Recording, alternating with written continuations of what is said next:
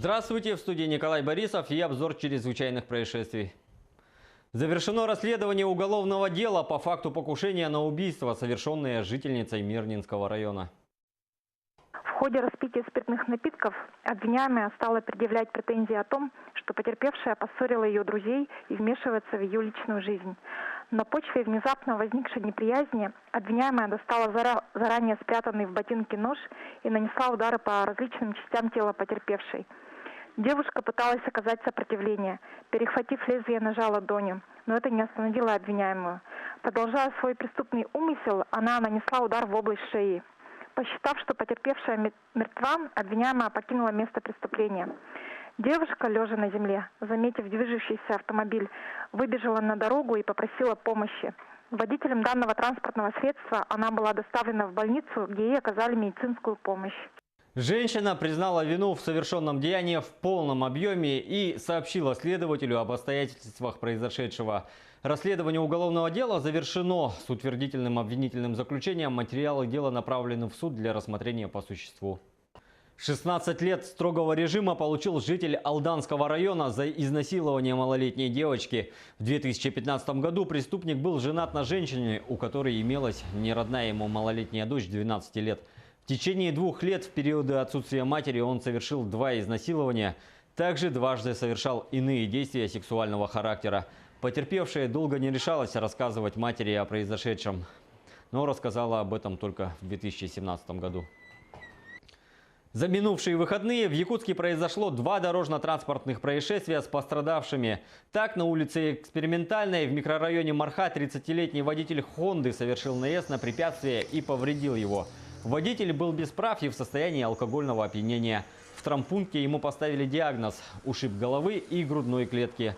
В тот же день около 10 часов вечера на Покровском тракте 36-летний водитель Toyota Harrier выехал на встречную полосу и столкнулся с «Хондой», которую управляла 39-летняя женщина. В результате столкновения пассажиры «Хонды» получили травмы. Муж и 2-летняя дочь женщины находятся в реанимации.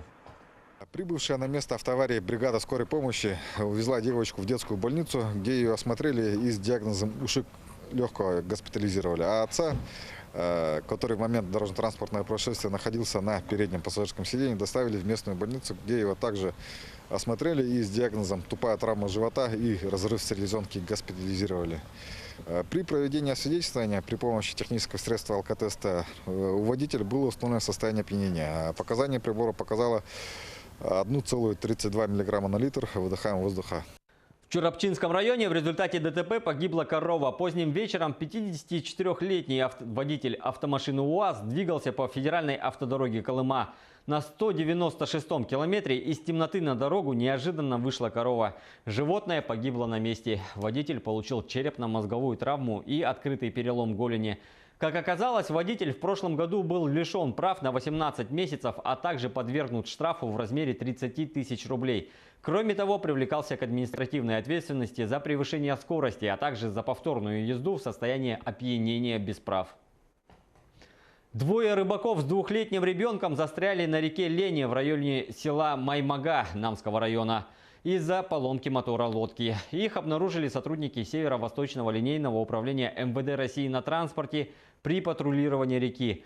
Женщина оговорила бывшую невестку, обвинив ее в краже. За заведомо ложный донос 67-летней пенсионерке грозит до 3 лет тюрьмы. По версии следствия, обвиняемая решила насолить бывшей родственнице. Обратившись в полицию, женщина рассказала, что с ее счета работник банка, то есть бывшая невестка, похитила 300 тысяч рублей. Полиция провела проверку и обнаружено, что обвинение было выдумано. Женщина из личной неприязни просто хотела привлечения бывшей жены сына к уголовной ответственности. Части Южного военного округа и корабли Черноморского флота России проводят учения на побережье самопровозглашенной Абхазии, рассказывает Сергей Берец. Отдыхающие на пляже Гудауты в Абхазии стали свидетелями тактических учений с участием частей Южного военного округа и сил Черноморского флота. Маневры начались в первых числах августа. Их программа включает высадку морского десанта и отражение аналогичных действий условного противника. По словам курортницы Алисы из Москвы, первое недоумение сменилось пониманием происходящего. Необычно, да. Сперва испугались, когда на нас направили этот автомат. Потом ничего вроде бы. Интересно? Спасибо. Да, спасибо. Нет, не страшно. Мы же знаем, что они наши. Как сообщает Министерство обороны России, личный состав мотострелковых подразделений выполняет задачи в составе усиленных рейдовых отрядов. Вертолеты обеспечивают поддержку с воздуха действий военнослужащих на суше и на море.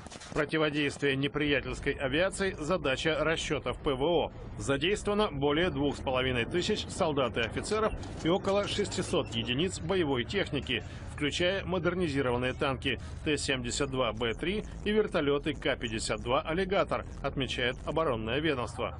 Как говорит генерал-майор Владислав Ершов, командный состав продемонстрировал навыки, приобретенные в ходе кампании на Ближнем Востоке. Надо отдать должное о том, что наши командиры в данной ситуации применили абсолютно нестандартный, нешаблонный подход.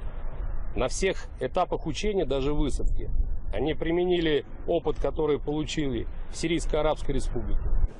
Учения проводятся в Краснодарском крае, в Крыму, Абхазии и Южной Осетии. Крымский полуостров Россия присоединила в 2014 году. Большинство стран мира признает его украинской территорией, а действия российской стороны квалифицируют как аннексию. Москва признала независимость самопровозглашенных Абхазии и Южной Осетии после войны с Грузией в августе 2008 года.